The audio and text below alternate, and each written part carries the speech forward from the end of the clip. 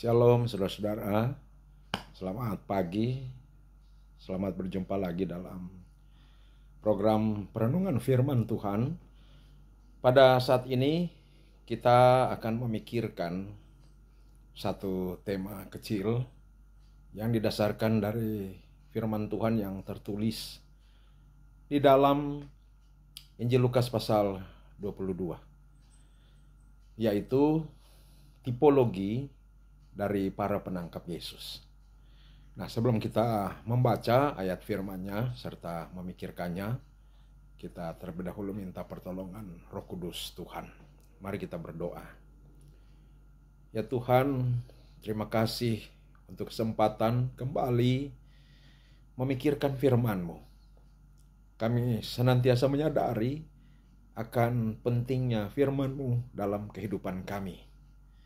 Oleh karena firman-Mu adalah firman kehidupan.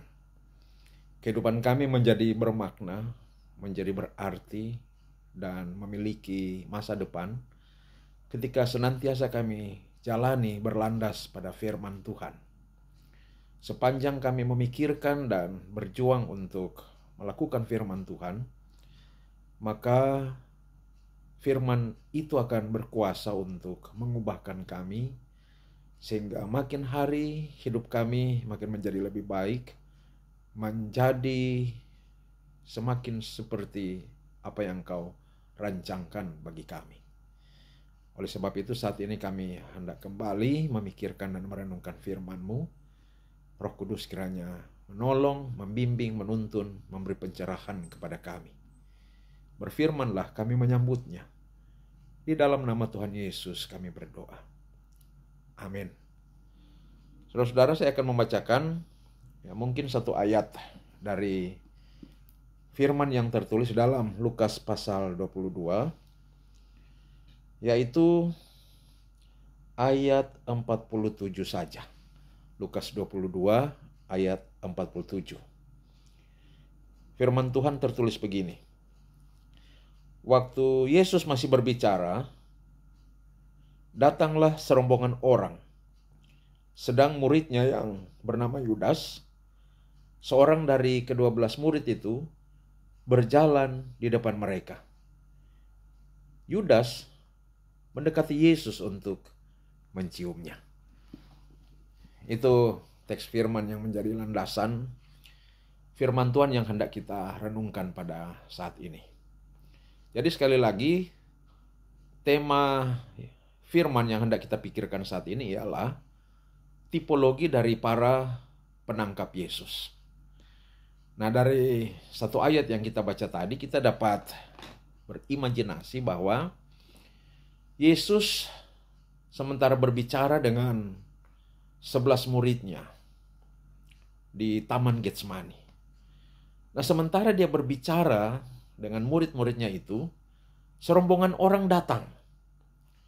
Dan sepertinya yang menjadi pemimpin dari serombongan orang itu adalah salah satu dari 12 murid Yesus yang bernama Yudas.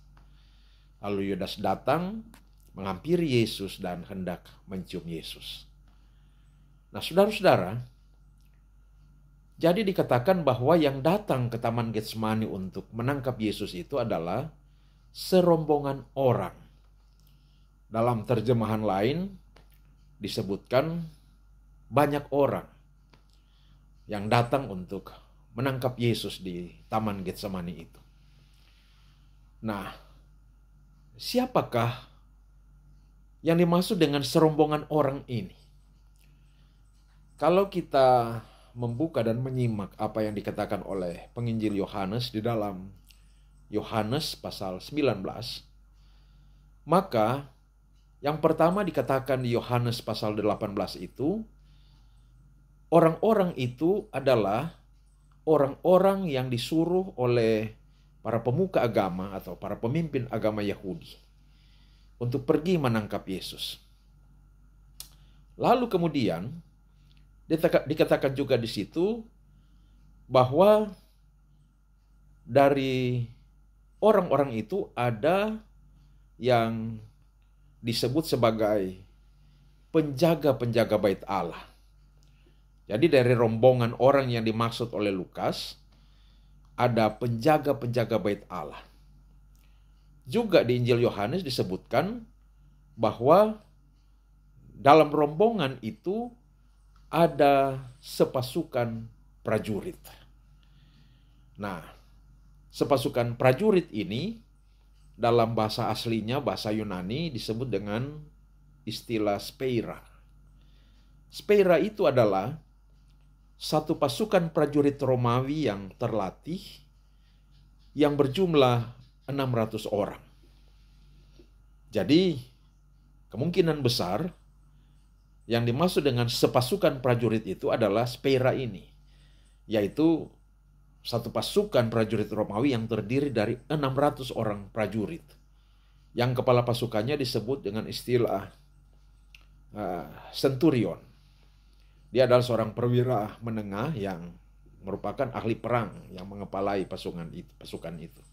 Jadi centurion itu adalah kepala pasukan.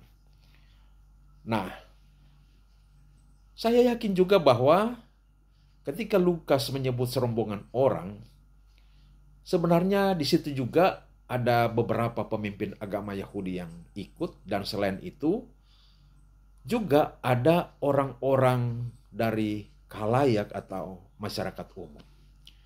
Ya, jadi sekali lagi, serombongan orang ini terdiri dari, yang pertama beberapa pemimpin agama Yahudi, yang kedua para penjaga atau pengawal bait Allah, security bait Allah, yang ketiga adalah sepasukan prajurit atau speira yang terdiri dari 600 orang itu. Lalu kemudian yang keempat, orang-orang banyak. Nah, mari kita melihat tipologi dari 4 kelompok orang yang ada di dalam serombongan orang yang datang untuk menangkap Yesus itu. Kemarin kita sudah melihat dan belajar dari Yudas. Dan sekarang kita tidak akan memikirkan lagi hal tentang Yudas itu, melainkan kita lanjut pada pihak-pihak yang lain yang ada di dalam rombongan orang yang datang untuk menangkap Yesus itu. Kita mulai dulu dengan para pemimpin agama Yahudi yang menjadi otak dari penangkapan Yesus itu. Nah, para pemimpin agama Yahudi ini adalah terdiri dari para imam-imam kepala dan beberapa atau sejumlah orang Farisi dan orang Saduki. Dan mereka juga yang disebut sebagai Sanhedrin yang berjumlah 71 orang anggota majelis Sanhedrin yang menjadi pemimpin agama Yahudi. Nah, mereka ini adalah orang-orang yang memiliki status sebagai pemimpin agama yang berjubahkan jubah-jubah dan perlengkapan-perlengkapan keagamaan, tetapi yang hatinya busuk sekali. Mengapa hati mereka busuk dan jahat? Oleh karena yang pertama, mereka itu memakai hukum Taurat untuk melegitimasi perbuatan-perbuatan mereka yang tidak adil, yang memeras dan korup. Mereka berlaku tidak adil, memeras umat Yahudi, dan bahkan bertindak korup. Nanti kita lihat sebentar. Tetapi semua perbuatan keji mereka itu tertutup dengan jubah agama, dengan topeng agama, dan dengan emblem-emblem keagamaan mereka. Dan bahkan kejahatan hati mereka itu terlihat ketika Yesus tampil di tengah-tengah masyarakat Yahudi sebagai guru yang mengajar dengan pengajaran-pengajaran hikmat yang luar biasa, dan bahkan yang melakukan rupa-rupa mujizat yang luar biasa, yang mengakibatkan halayak umum masyarakat Yahudi itu banyak sekali yang tertarik dan bersimpati kepada Yesus. Nah, kehadiran Yesus itu kemudian dianggap sebagai ancaman bagi mereka. Mengapa? Oleh karena Yesus yang tahu perbuatan-perbuatan dari para pemimpin agama Yahudi ini seringkali membukakan kebusukan-kebusukan dan akal-akal bulus mereka. Seringkali Yesus menyingkapkan bagaimana rancangan-rancangan dan perbuatan-perbuatan ketidakadilan, pemerasan, dan kemunafikan para pemimpin agama Yahudi ini di hadapan orang-orang banyak. Nah, jadi para pemimpin agama Yahudi ini kemudian merasa Yesus itu menjadi saingan dan bahkan ancaman bagi mereka. Ancaman bagi kewibawaan mereka, bagi otoritas mereka, dan bahkan bagi dompet atau penghasilan mereka. Ya, kita tahu bahwa dalam pelayanan Yesus ada begitu banyak orang yang mensupport Yesus sehingga ada pemasukan-pemasukan keuangan yang diterima oleh Yesus dan murid-muridnya sampai Yesus harus mengangkat Yudas itu menjadi bendahara yang memegang dan mengelola keuangan yang mereka terima. Untuk apa? Ya, untuk berdiakonia kepada orang-orang miskin dan untuk membiayai kebutuhan-kebutuhan hidup mereka sehari-hari. Dan ini tidak disukai oleh para pemimpin agama Yahudi. Selain daripada itu, masyarakat yang memuji-muji Yesus yang mengajar dengan hikmat yang luar biasa, membuat para pemimpin agama Yahudi itu merasa terabaikan. Maka kebencian terhadap Yesus itu mulai muncul, sampai kemudian mereka mengambil keputusan untuk melenyapkan Yesus, untuk membunuh Yesus. Bayangkan saja, pemimpin agama dengan hati yang jahat, tapi hati yang jahat yang tersembunyi di balik jubah dan topeng keagamaan. Nah, jadi ini berbahaya sekali kalau para pemimpin agama Yahudi dengan tipologi seperti mereka ini kemudian hadir di tengah-tengah kehidupan umat beragama dan terlebih khusus lagi gereja. Dengan kata lain, kita sebagai para pemimpin agama, para pelayan khusus, para pendeta, para penatua, para diaken, dan pelayan-pelayan gereja umumnya, agar supaya menjaga hati, menjaga pikiran, agar tidak dipengaruhi oleh kejahatan, lalu kemudian menganggap pihak lain yang melakukan kebenaran sebagai saingan, apalagi ancaman terhadap jabatan keagamaan, dan bahkan terhadap status serta kewibawaan sebagai pemimpin rohani di tengah-tengah umat. Oleh sebab itu, setiap pelayan Tuhan, pemimpin gereja, harus senantiasa memiliki hubungan pribadi yang intim dengan Tuhan melalui kegiatan-kegiatan spiritual seperti doa pribadi, perenungan pribadi, pembelajaran firman secara pribadi, berdialog, berkomunikasi dengan Tuhan secara pribadi, agar supaya otoritas firman itu yang berkuasa dalam pikiran dan hati, supaya pikiran dan hati kita sebagai para pemimpin rohani terjaga oleh kuasa kebenaran firman Tuhan, dan tidak akan mudah menganggap orang lain yang justru atau teman atau pemimpin gereja, sesama pemimpin gereja, sesama pelayan Tuhan sebagai ancaman dan sebagai saingan yang perlu disingkirkan. Itu para pemimpin agama. Sekarang mari kita lihat para penjaga bait Allah atau para security di bait Allah. Ada banyak security yang ditempatkan di bait Allah untuk menjaga keamanan dan ketertiban di bait Allah. Akan tetapi saudara-saudara, kita tahu bersama bahwa Yesus pernah 2 kali menyucikan bait Allah.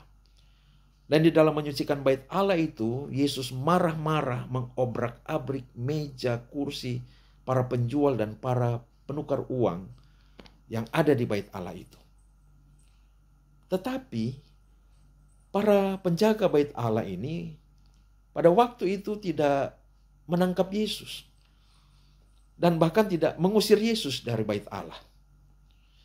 Mereka seolah-olah tidak berkutik terhadap otoritas yang bermanifestasi dari dalam diri Yesus pada waktu itu.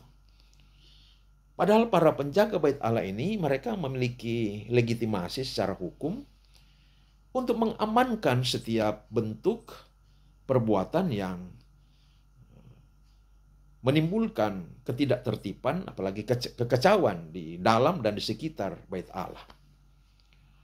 Mengapa Yesus melakukan penyucian bait Allah dengan cara yang agak ekstrim seperti itu, saudara-saudara? Dari proses penyucian bait Allah itu kemudian banyak orang Kristen mengambil dan menarik satu pesan, tidak boleh berjualan di bait Allah. Padahal sebenarnya bukan itu isu dari peristiwa tersebut. Jadi ceritanya seperti ini.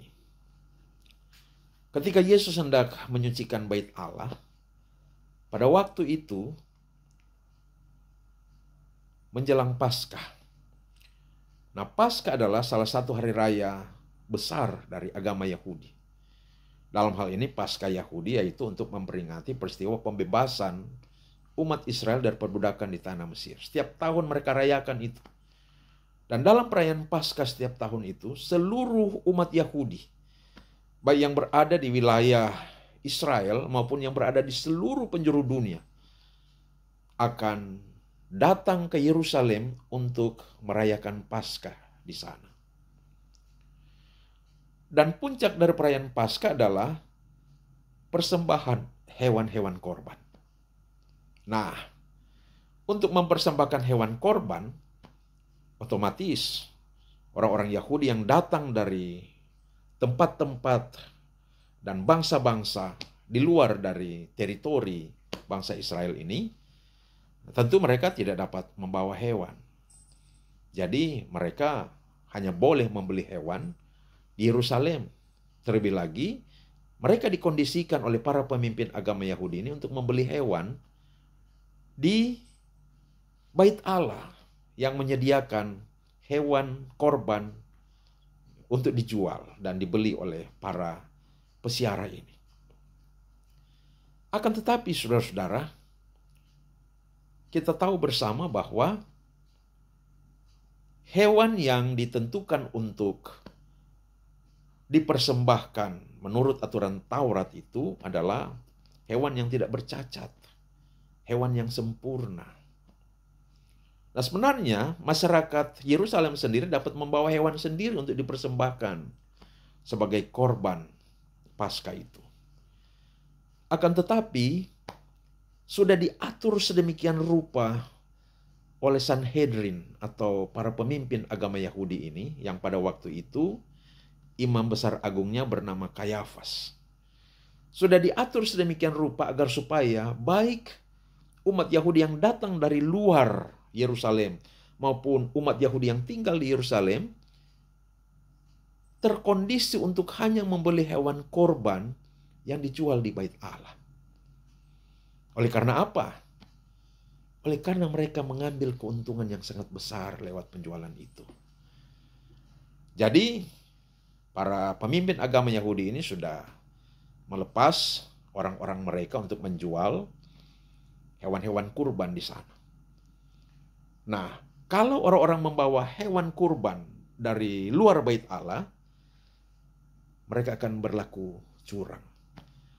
Yaitu, meskipun hewan yang dibawa dari luar bait Allah itu hewan yang sempurna, tak bercacat, mereka akan berlaku curang dan mengatakan ini hewan ada cacatnya. Ya mungkin mereka akan memperlihatkan ditemukan satu kutu, atau mereka akan mengatakan mata dari hewan ini agak berair sehingga tidak layak, dan lain-lain sebagainya. Ada cara-cara curang yang disiapkan oleh mereka secara licik untuk membuat agar supaya orang-orang hanya membeli hewan korban di dalam bait Allah atau di sekitar bait Allah. Oleh karena hewan-hewan yang dijual di sekitar bait Allah itu sudah tersertifikasi, katakanlah seperti itu. Sudah tersertifikasi sebagai hewan yang tidak bercacat dan layak menjadi hewan korban untuk dipersembahkan. Akan tetapi harganya mereka sudah naikkan berlipat-lipat kali ganda sehingga menjadi mahal sekali. Apalagi untuk para peziarah yang datang dari luar kota Yerusalem, dari bangsa-bangsa lain, mereka harus membeli hewan di Bait Allah dengan uang yang berlaku di tengah-tengah masyarakat Yahudi. Maka di Bait Allah juga itu sudah disiapkan fasilitas money changer atau penukaran uang. Mata uang luar negeri akan ditukar untuk menjadi mata uang yang berlaku di masyarakat Yahudi pada waktu itu dalam rangka membeli hewan kurban. Kecurangan berlaku lagi dalam hal money changer ini, di mana umpama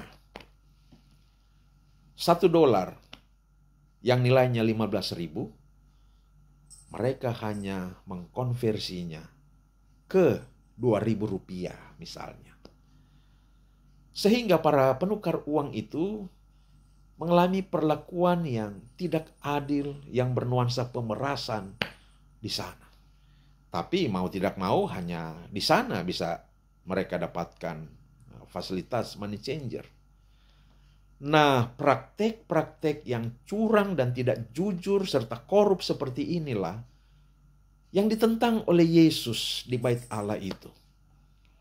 Yang paling diuntungkan dari praktek-praktek penjualan hewan-hewan kurban dan penukaran uang di situ adalah para imam kepala.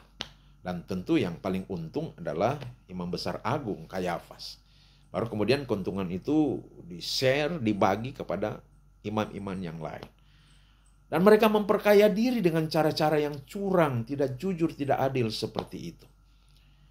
Inilah yang ditentang oleh Yesus. Yesus marah, lalu kemudian dia mencungkir balikkan meja kursi para penukar uang dan mengusir para penjual hewan kurban di Bait Allah. Yesus menyucikan Bait Allah. Waktu Yesus melakukan itu, para security Bait Allah, penjaga Bait Allah tidak bisa berbuat apa-apa.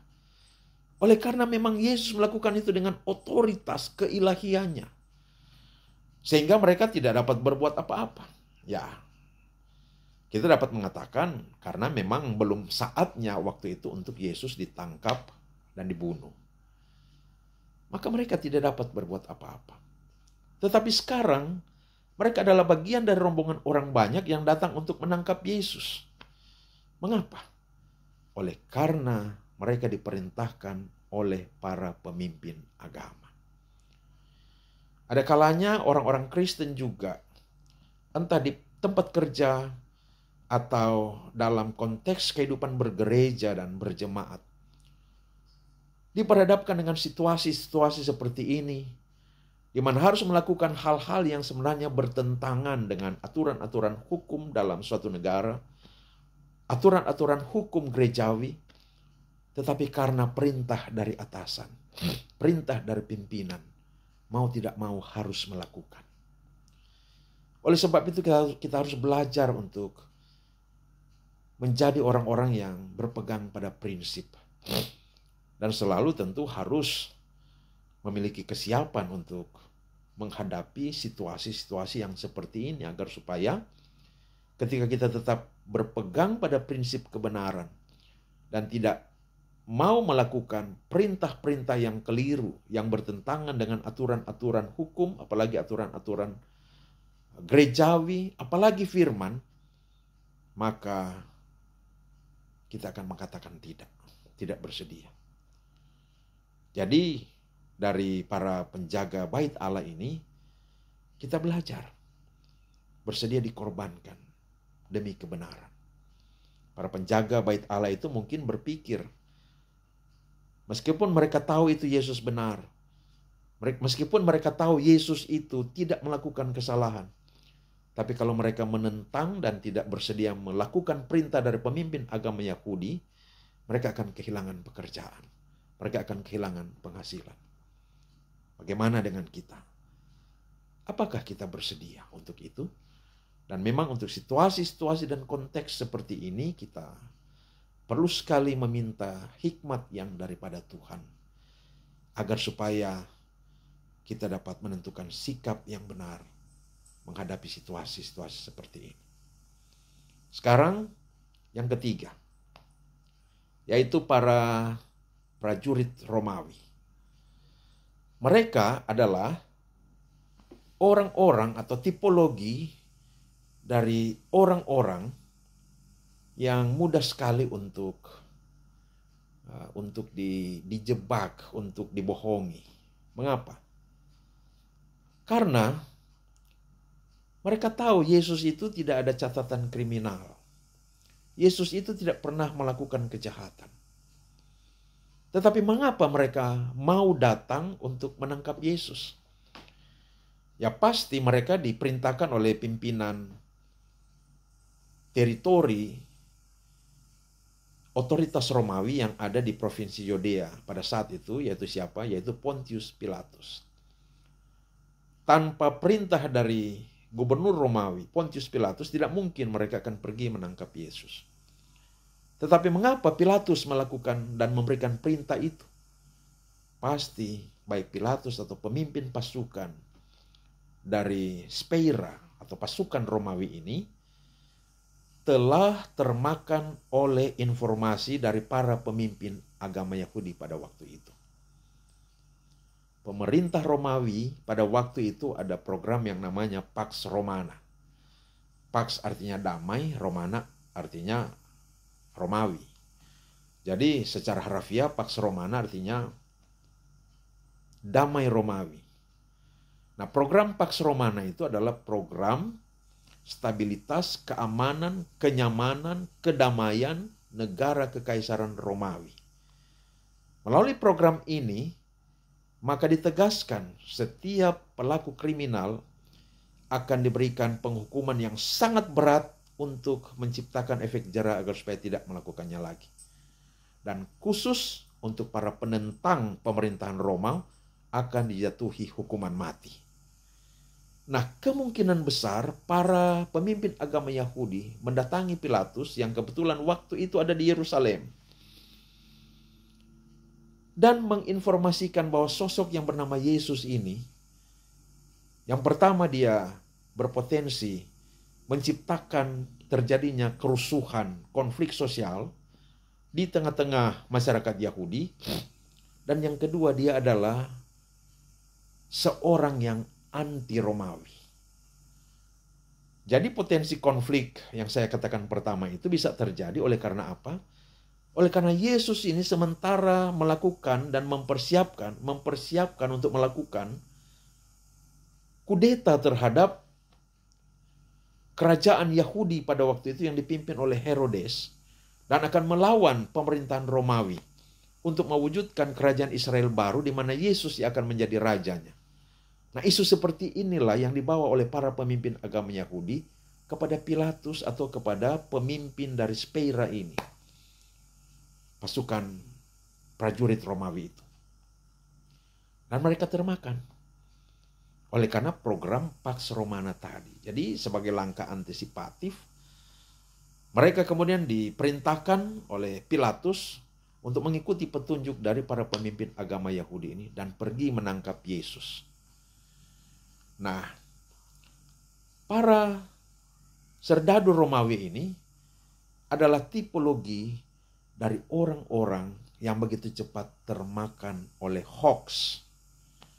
Dalam kehidupan kita, baik kehidupan bermasyarakat maupun kehidupan bergereja, ada saja orang-orang yang selalu menyebar hoax. Apalagi kalau ada seseorang atau sekelompok orang yang memiliki kepentingan tertentu yang jahat untuk menjatuhkan atau menyingkirkan orang-orang lain yang dianggap sebagai ancaman terhadap kepentingan mereka yang jahat itu. Maka bisa saja mereka mempengaruhi orang-orang tertentu yang memiliki pengaruh yang cukup dengan hoax atau fitnahan agar supaya orang-orang tertentu, kelompok tertentu itu disingkirkan. Jadi para serdadu Romawi ini menjadi tipologi dari orang-orang yang begitu cepat termakan hoax. Nah, seharusnya kita, kalau kita mendengar kabar, kita konfirmasi dulu kabar itu. Kita selidiki dulu, kita cermati dulu. apakah informasi-informasi, kabar-kabar buruk yang kita dengar itu benar. Kita harus menjadi orang yang cerdas dalam hal ini untuk membuktikan benar tidaknya sebuah informasi, baru kemudian kita menentukan sikap. Yang terakhir, tipologi dari orang-orang banyak.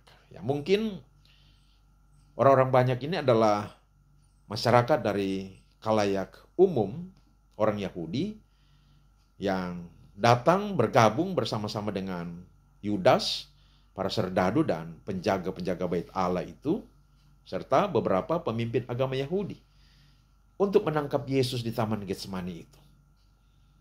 Padahal mereka adalah bagian dari banyak sekali orang Yahudi yang ketika Yesus masuk ke kota Yerusalem, mereka berseru-seru, "Hosana, Hosana bagi Raja Damai." Mereka meletakkan daun-daun palem untuk menyambut Yesus yang mereka kira adalah sosok yang akan menjadi raja dalam kerajaan Yahudi baru yang jaya, merdeka, berdaulat, sejahtera dan makmur itu. Nah sekarang orang-orang banyak itu sebagiannya datang untuk menangkap Yesus dalam rangka membunuh Yesus. Orang-orang banyak itu pula lah yang mungkin menjadi orang-orang yang menyaksikan, mengalami dan menikmati mujizat Yesus memberi makan 5.000 orang. Dan kemudian orang-orang banyak itu kemudian juga lah yang di depan kediaman Pilatus yang berseru-seru, "Salibkan dia, salibkan dia, salibkan dia." Saudara-saudara, orang banyak ini adalah tipologi dari orang-orang yang pelin-pelan, yang tidak memiliki pendirian, yang tidak memiliki prinsip. Yang kalau si A katakan A, mereka menjadi A. Si B mengatakan B, maka mereka juga percaya pada si B. Inilah tipe dari orang-orang yang tidak memiliki prinsip dan mudah dipengaruhi. Bukankah banyak orang Kristen seperti itu? Di sana dia mendengarkan kabar bahwa ajaran yang benar adalah seperti ini. Lalu kemudian dia meninggalkan komunitas sebelumnya dan pindah ke sana. Lalu kemudian lagi dia mendengarkan di sana bahwa ajaran yang lebih benar lagi seperti itu. Dia tinggalkan lagi komunitas yang baru itu, lalu dia pindah lagi ke komunitas yang lain lagi. Atau mungkin di dalam persekutuan satu komunitas jemaat, yang seringkali orang-orang seperti inilah yang menjadi troublemaker, penyebab tercetusnya konflik-konflik di dalam persekutuan yang mengakibatkan terjadinya kerawanan di dalam kebersamaan. Oleh sebab itu kita belajar dari orang-orang banyak ini. Janganlah kita cepat-cepat menjadi orang-orang yang mudah dipengaruhi. Jadi seperti kerbau yang dicocok hidungnya, dibawa ke kanan dia ke kanan, dibawa ke kiri dia ke kiri. Oleh sebab itu kita harus selalu belajar untuk memahami kebenaran firman Allah, mengetahui isi Allah. Dan kita harus memiliki pegangan yang kuat dari firman Allah sehingga tidak mudah dipengaruhi.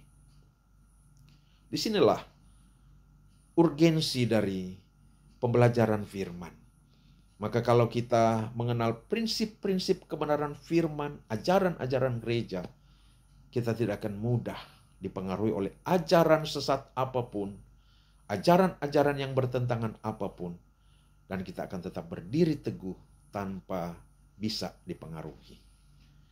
Nah, jadi inilah beberapa tipologi dari segerombolan atau serombongan orang yang datang untuk menangkap Yesus. Dari sini kita dapat mengambil kesimpulan bahwa memang di dalam gereja itu tidak semuanya adalah orang-orang yang sudah memiliki iman yang progresif. Bahkan mungkin secara lebih tajam lagi dapat saya katakan, sama seperti 12 murid, ada satu pengkhianat. Sama seperti perumpamaan yang pernah disampaikan oleh Yesus tentang lalang di antara gandum. Mana Yesus mengatakan kalau mencabut lalangnya berbahaya, nanti gandum ikut tercabut. Karena itu tunggu sampai saat panen.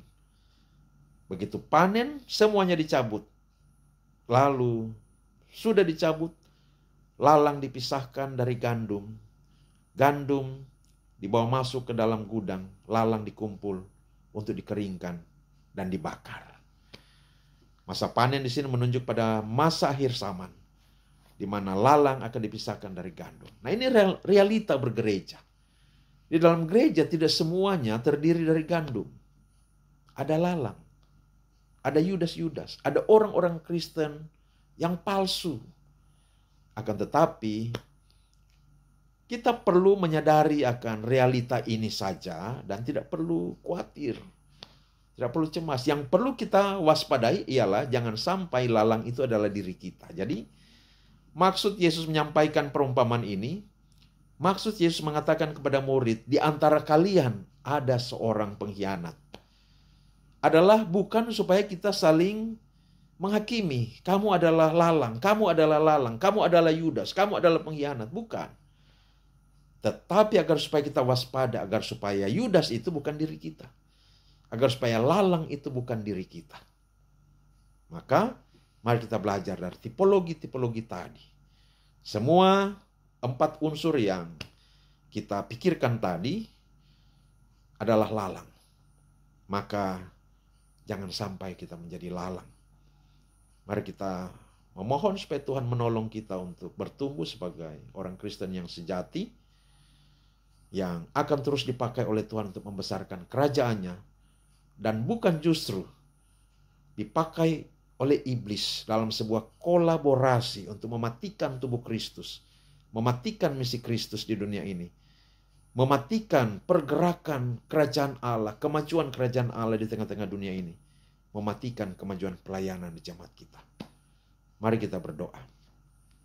Tuhan, terima kasih untuk firman yang sudah kami pikirkan saat ini. Roh Kudus, terima kasih untuk pencerahan yang Kau karuniakan kepada kami. Tolonglah kami agar mampu mewaspadai diri, supaya jangan menunjukkan karakter-karakter seperti tipologi dari rombongan orang yang datang untuk menangkap Yesus itu, entah para pemimpin agama Yahudi, para penjaga bait Allah, para prajurit Romawi, ataupun orang-orang banyak itu. Jadikan kami sebagai murid-murid-Mu yang mau terus dibentuk oleh-Mu untuk menjadi alat di tangan-Mu dalam memajukan kerajaan-Mu di tengah-tengah dunia ini bagi kemuliaan-Mu. Terima kasih Tuhan. Kami serahkan kehidupan kami di sepanjang hari ini hanya ke dalam tangan-Mu. Seisi keluarga kami, suami, istri, anak-anak, orang tua, seisi rumah, kami serahkan ke dalam tangan Tuhan. Memohon Tuhan sertai, Tuhan pimpin kami dalam beraktivitas di sepanjang hari ini. Berikan kami hikmat, berikan kami kekuatan. Lindungilah kami dari segala mara bahaya, kecelakaan, sakit, penyakit, dan dari segala yang jahat. Kiranya di dalam Engkau kami boleh aman, terlindung, dan boleh mengalami keberkatan. Ajari kami untuk selalu melakukan segala hal berdasarkan prinsip kebenaran firman-Mu. Terpujilah nama-Mu ya Tuhan. Ini doa kami, di dalam nama Tuhan Yesus kami berdoa. Haleluya. Amin.